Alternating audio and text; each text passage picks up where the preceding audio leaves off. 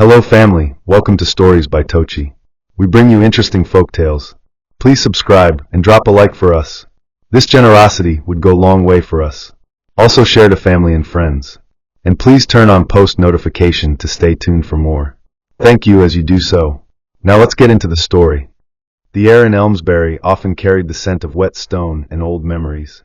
Nestled between aging hills and a forgotten railway line, the town moved at the pace of an elderly dog, faithful, sluggish, and uninterested in the rush of the outside world. Life here didn't shout. It hummed. A soft, consistent buzz of routine echoed in its alleys and corner stores, where neighbors exchanged quiet glances and even quieter words. At the heart of this sleepy rhythm lived Clara Whitmore, a woman most people noticed only when something needed fixing. Coffee spilled on a report, printer jammed, a visitor without a smile. She was the sort of person who knew everyone's birthdays but never had her own remembered. For 6 years, she had worked behind the front desk of Northstone Developments, a mid-tier construction firm with large blueprints and even larger egos. Her fingers knew the company's phone directory better than her own dreams, and her face, though calm and warm, carried the lines of someone who had swallowed more words than she had ever spoken aloud. Most employees never asked her more than once about her day. They assumed they already knew. That was Clara's curse. She was familiar, not memorable. A fixture, not a feature. And yet, in that forgettable space, she listened to everything, noticed what others missed, and carried a kindness so deep it nearly drowned her. Gareth Langston was a different creature altogether. Where Clara melted into her surroundings, Gareth dominated his. With his silver cufflinks and tailored charcoal suits, he strutted through the halls of Northstone like a general through his war room. His voice, though smooth, carried the tone of finality, like a period placed prematurely in every conversation. He had founded the company after securing a major deal in his late 20s, and though his resume was littered with golden highlights, it was his ability to manipulate perception that made him formidable. He smiled with his teeth, not his heart. When he complimented a staff member, it was like a man petting a dog, pleasant, but without true connection. No one really liked Gareth, but no one dared say it aloud. He was a man of influence in Elmsbury, a board member at the Rotary Club, guest speaker at charity auctions, and the type to remember your spouse's name, just not your worth. Clara had watched him for years, not with admiration, but with the kind of curiosity you reserve for forest fires seen from a safe distance. He walked past her every morning, muttering a distracted morning, without making eye contact, as though he were tipping his hat to a ghost. Yet, despite this distance, their lives would soon be entwined in a way neither of them could have predicted. Through blood, through flesh, and through a betrayal so sharp it would hollow her out from the inside. It began on a Wednesday. The kind of day that didn't promise much: cloudy skies, lukewarm coffee, the hum of an air conditioner fighting to stay alive. Clara was arranging files in the reception cabinet when she heard the crash. At first, it sounded like someone had dropped a heavy stack of books, but the silence that followed was too long, too tense. She peeked around the corner and saw a small crowd forming near the conference room. Gareth lay crumpled on the carpet like a collapsed tent, one hand clutching his abdomen, his skin drained of its usual conceited glow. Paramedics arrived quickly, wheeling him away as if the building itself had rejected him. The incident became the headline of the week inside the office. Emails buzzed with phrases like prayers for Mr. Langston and speedy recovery, but beneath the corporate concern was a ripple of anxiety. What happens to the bossless machine? Clara didn't say much, didn't participate in the whispering panic, but she watched. She always watched. Days passed. Gareth remained hospitalized, and finally, word trickled down from a hushed phone call between his assistant and the COO. Gareth's kidneys were failing, and he needed a transplant. Urgently. The list was long, and his relatives, an estranged brother in Spain and a cousin with diabetes, were of no use. The situation darkened like a storm cloud gathering speed, and Clara, sitting quietly with her tea on the breakroom bench, felt something stir in her. Clara didn't leap into the decision. She didn't see Gareth on a hospital bed and run in with saint-like resolve. No, it haunted her slowly. At first, she dismissed it. Not my place, she whispered into her pillow at night. But the thought kept returning like a leaky faucet in the back of her mind. She didn't have family of her own. No children. No partner. Her father had passed years ago, and her mother, though still alive, had long drifted into the fog of dementia.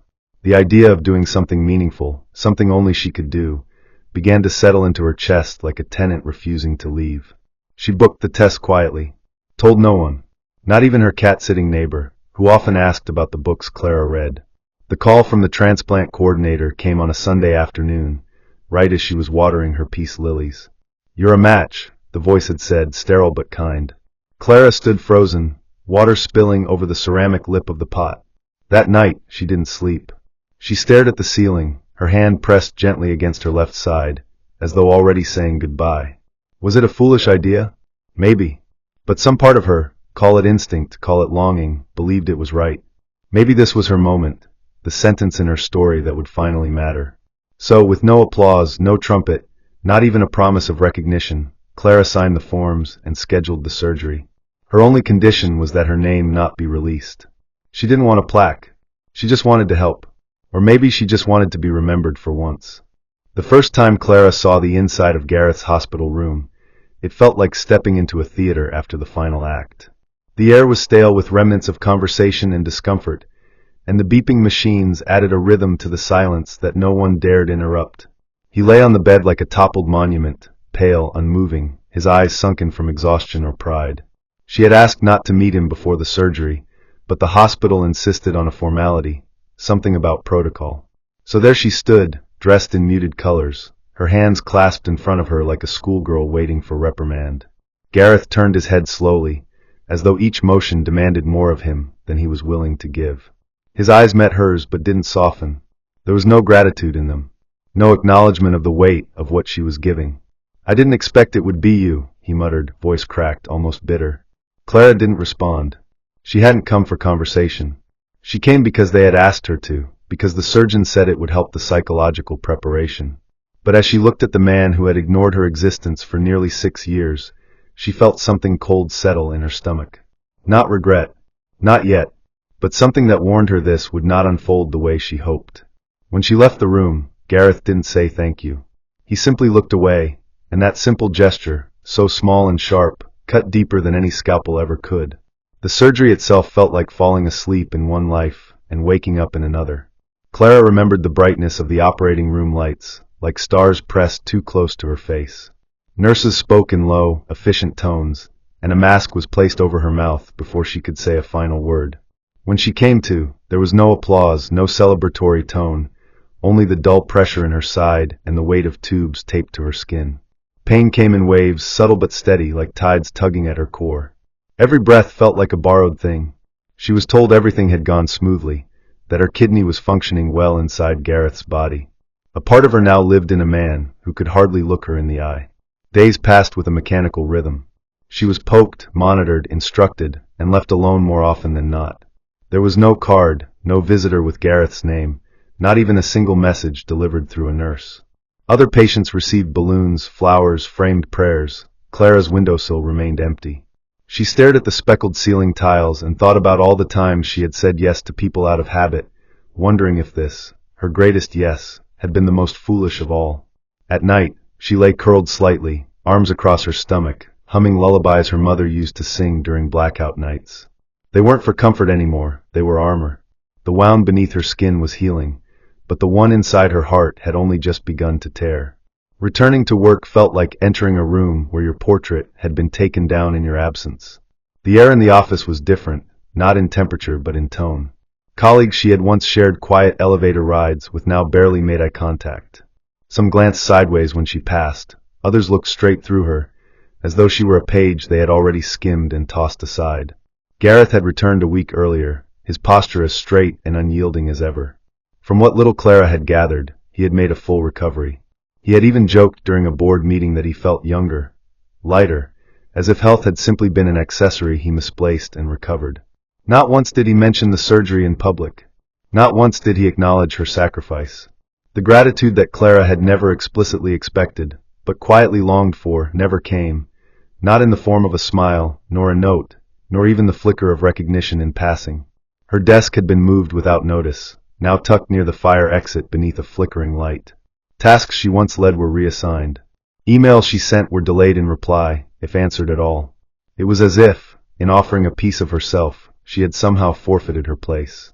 Clara tried to focus on the mundane, reformatting invoices, organizing files, responding to vague client inquiries, but even these began to feel like echoes in a hollow room. She watched as others laughed during lunch breaks, made plans for after-hours drinks, and invited Gareth to a charity event she hadn't even heard about. In the corners of the office where voices dropped to whispers, Clara's name began to surface, wrapped in suspicion, laced with mockery. It started as a passing comment during a coffee refill. Must be nice to play the hero.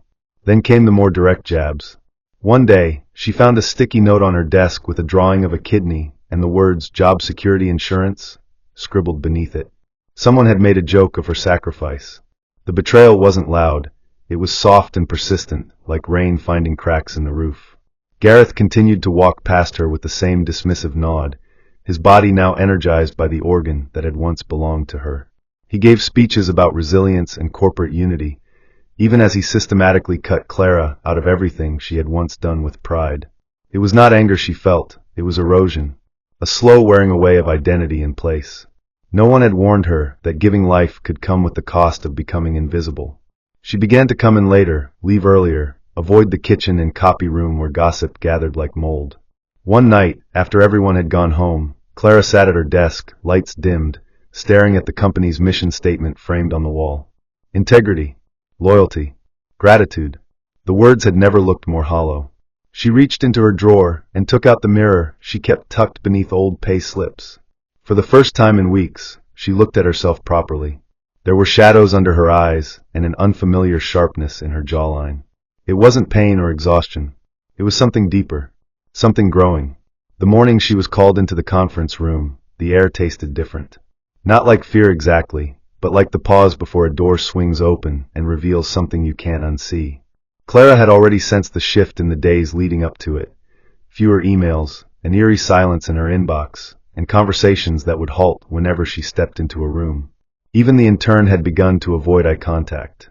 On that particular morning, the lights above her flickered twice before stabilizing, as if the building itself was warning her. She walked to the meeting room with the measured steps of someone already preparing for a blow. Gareth was seated at the head of the polished table, a man surrounded by paperwork and the illusion of order. He didn't look up when she entered. The chair across from him had already been pulled out, its position too precise to be casual. She sat down slowly, keeping her hands in her lap, resisting the urge to wring them. The door behind her shut with a mechanical finality, and for a few seconds, the only sound in the room was the low buzz of the fluorescent ceiling lights. Gareth flipped through a few sheets, his expression unreadable, as though she were just another item on his list to cross off before lunch. When he finally spoke, it was with the cadence of someone reading a pre-written script. His words floated toward her, coded in business jargon and insincerity. The firm was restructuring, he said, reevaluating departmental efficiencies. Her role had been reviewed, and unfortunately, it was no longer aligned with the company's strategic trajectory. Clara didn't interrupt. She didn't argue. She just listened, watching his mouth move, and wondering if he had practiced these phrases in front of a mirror the night before. He handed her the letter, standard print, legal language, 2 weeks of severance, and a non-disclosure agreement folded inside like a secret tucked into a coffin. She didn't reach for it right away. She just stared at the paper as though it might begin to make sense if she looked hard enough. Her pulse was steady, but her fingers twitched under the table, tapping lightly against her leg, as if they were trying to summon a different ending. When she finally did take the document, she unfolded it without reading, letting the corners curl in her lap. Gareth leaned back in his chair, his posture relaxed, as if the worst was already over. But to Clara, something had just begun, something sharp and cold that slipped into her chest and refused to leave. "You're letting me go," she said finally, her voice quiet but unshaken. He nodded, offering a vague look of pity, the kind people give to a stranger who drops their groceries. "It's nothing personal," he said. That was the line that broke something in her. She didn't flinch or shout. She didn't cry. Instead, she looked him dead in the eye and asked, "Do you remember the hospital bed? The pain you were in? The way you couldn't breathe without wincing?" His face stiffened, but he said nothing. "A part of me is inside you," she continued. "You walk around every day with something I can never get back." He blinked, lips parting slightly, as though unsure how to respond to the reality he had conveniently erased. She didn't wait for an apology. She stood up, straightened her blouse, and folded the termination letter neatly before tucking it into her bag. There was no applause when she left the room. Just the soft click of her heels on the tile, and the faint echo of a door closing behind her. The walk back to her desk felt surreal. The office looked the same, but everything inside it had shifted.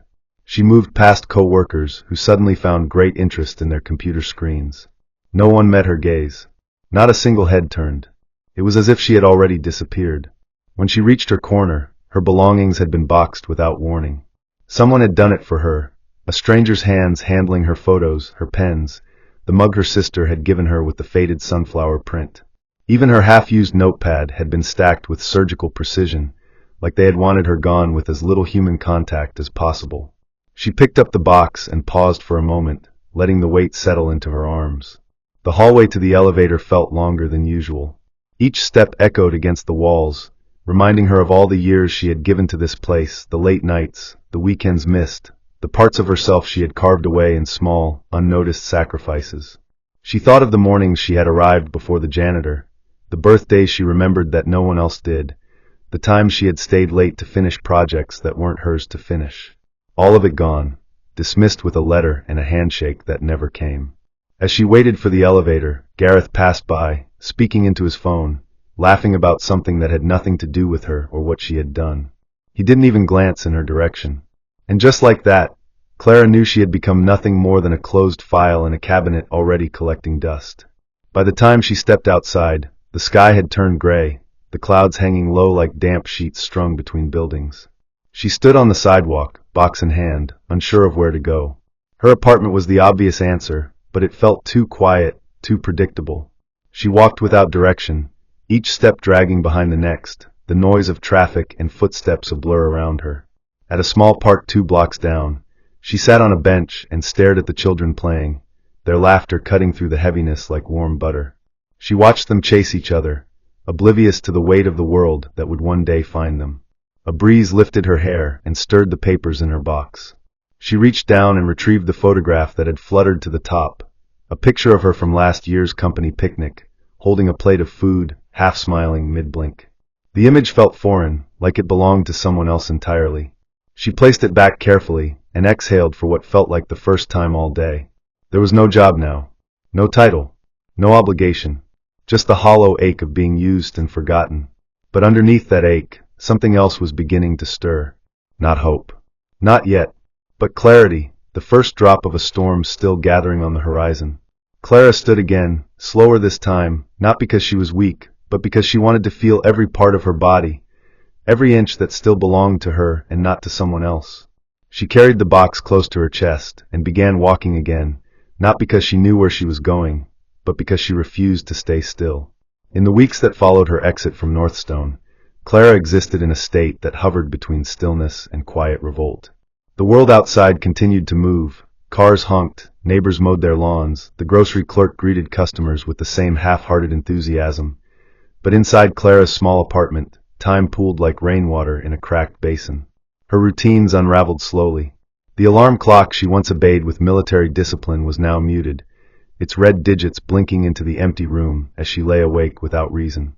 She started keeping the blinds drawn, not out of sadness, but because the sunlight felt dishonest, too cheerful, too unaware.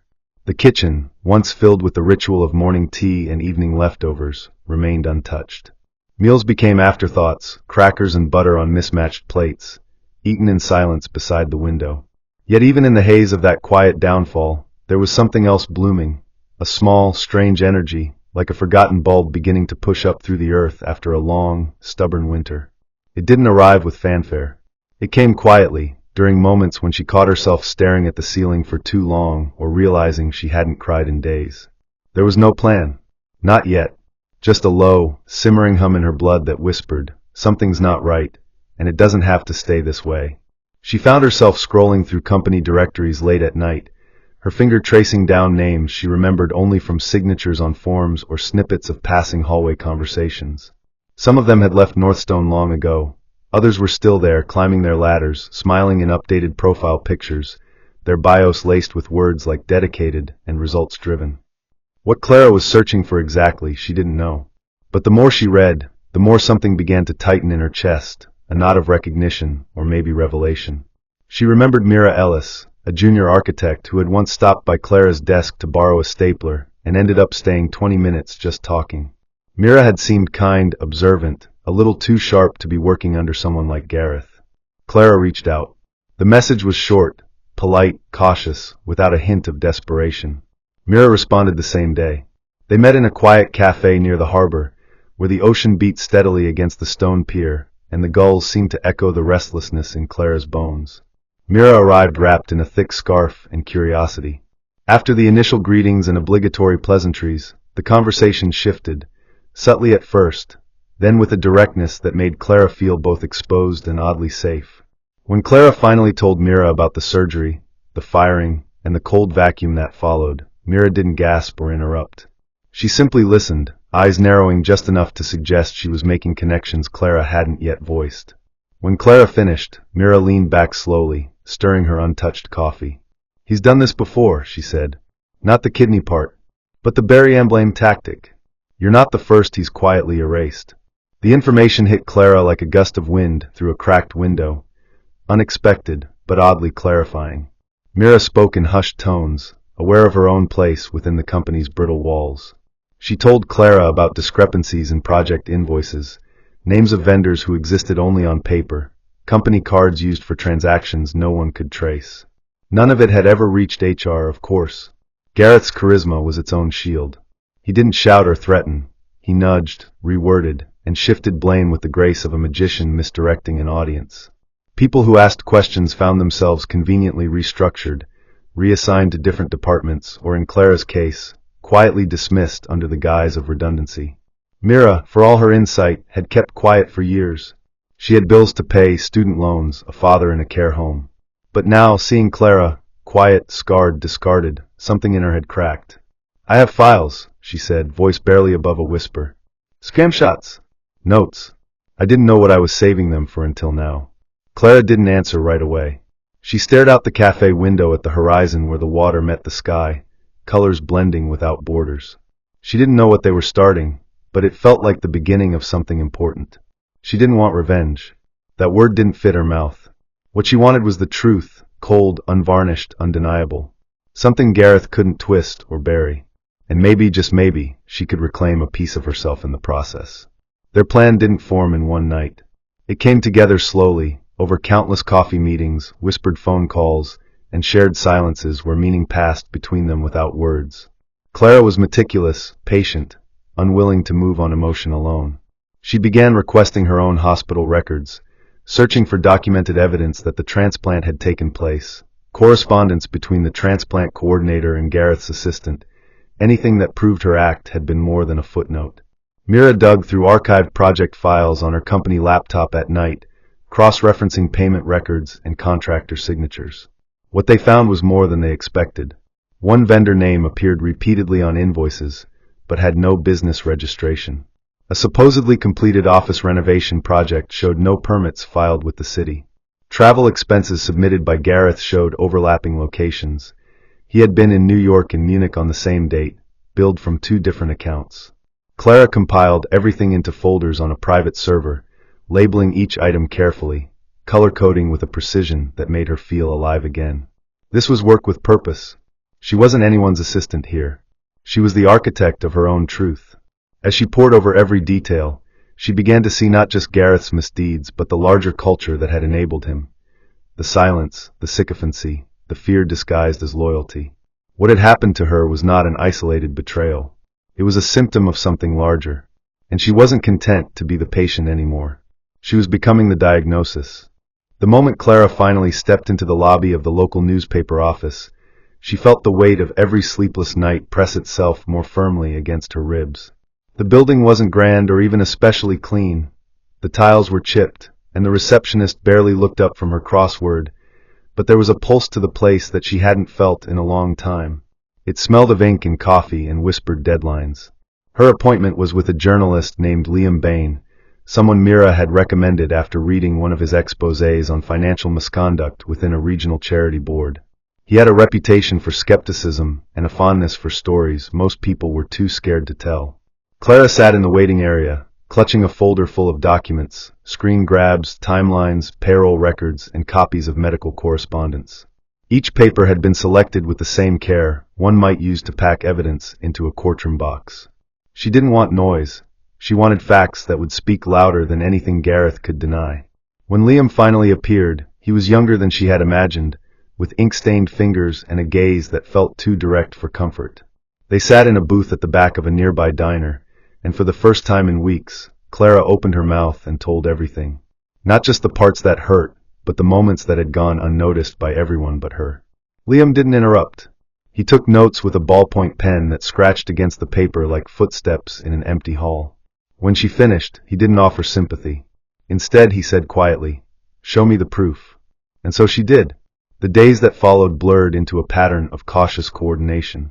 Liam took the documents with him and began his own verification process, calling accountants, consulting sources, and digging into the public record for additional layers. He moved quickly, but carefully, reminding Clara that a story like this couldn't afford even a sliver of doubt. Mira continued feeding files from within Northstone, sometimes slipping away from her desk to scan another budget sheet or expense report under the cover of a late lunch. They worked in tandem, like clockwork pieces, each tick drawing them closer to an outcome they still couldn't fully imagine. Clara felt both distant and hyper-aware, like someone watching their own life through a glass window, unable to look away.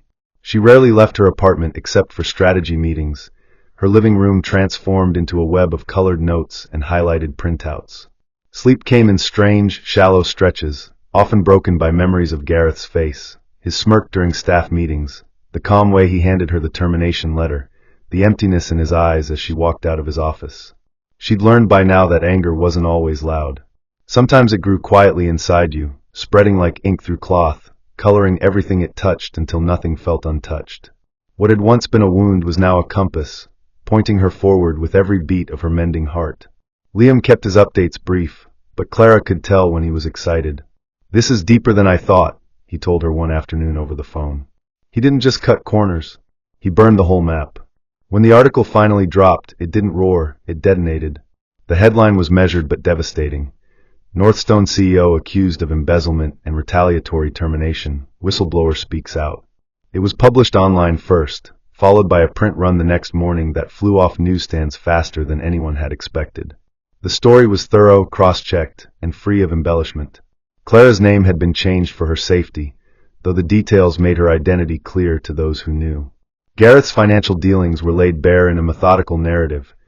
False vendors, manipulated budgets, tax irregularities, unexplained travel expenses. But it was the final section of the article that delivered the fatal blow: the transplant. Liam didn't dramatize it.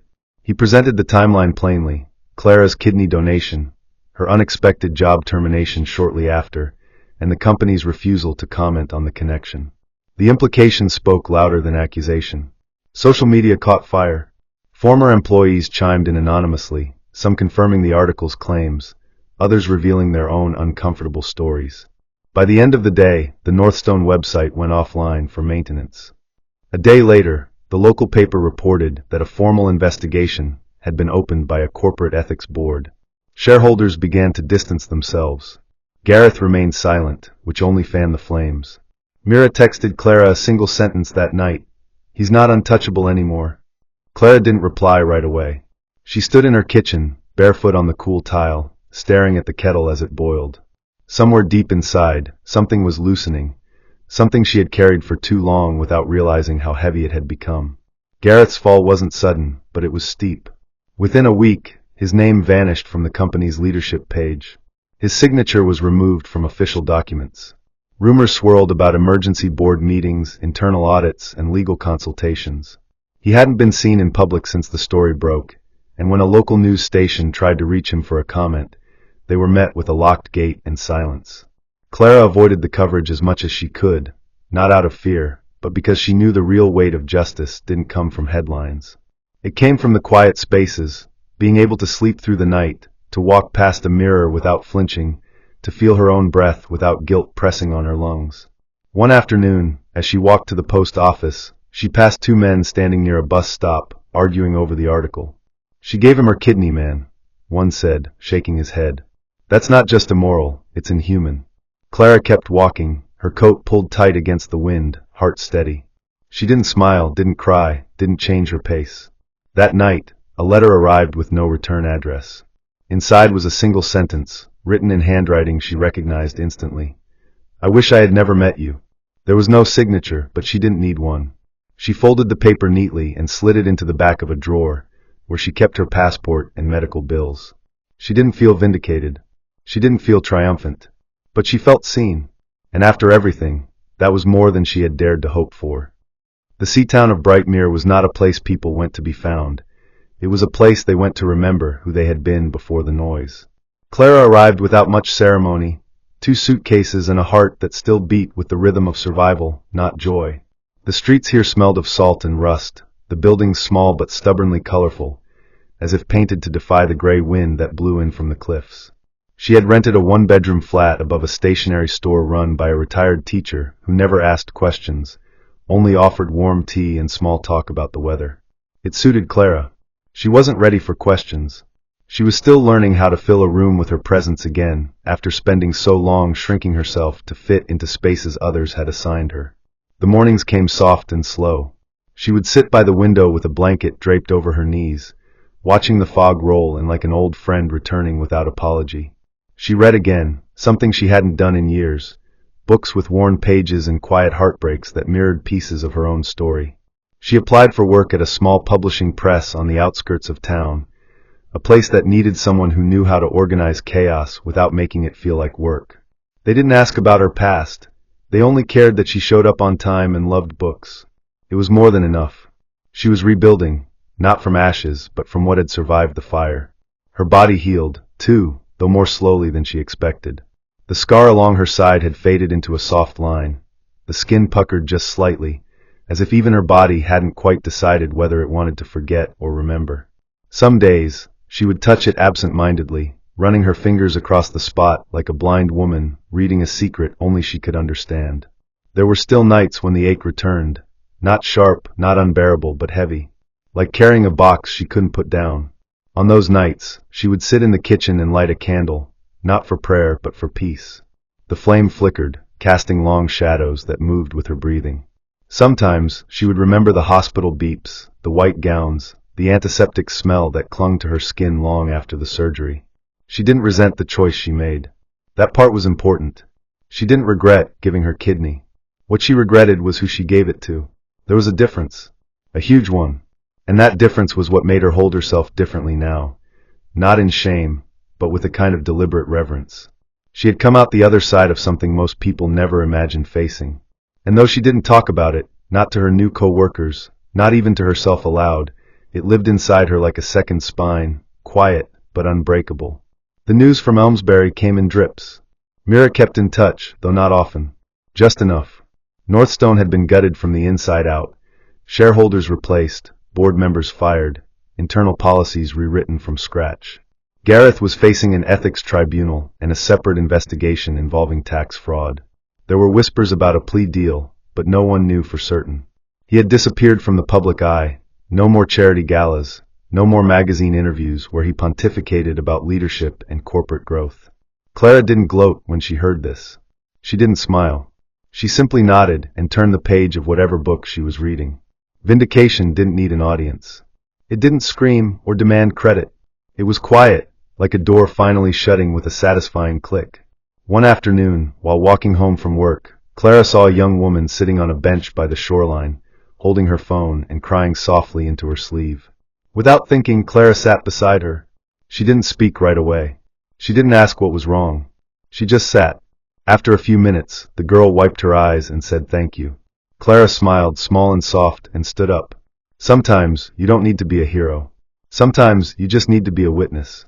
That was something Gareth would never understand. He had taken and taken, convinced the world owed him the spotlight. Clara had given, even when it hurt. And in the end, she had found something he never would, stillness that didn't ache. There were moments when it all came back without warning. A headline, a passing conversation, a voice that sounded too familiar. Once, she received a package with no name. Inside was a framed photo of her from her days at Northstone, one she didn't know had been taken. She stood in the background of a staff event, holding a tray of drinks, smiling at something out of frame. The image struck her more deeply than she expected.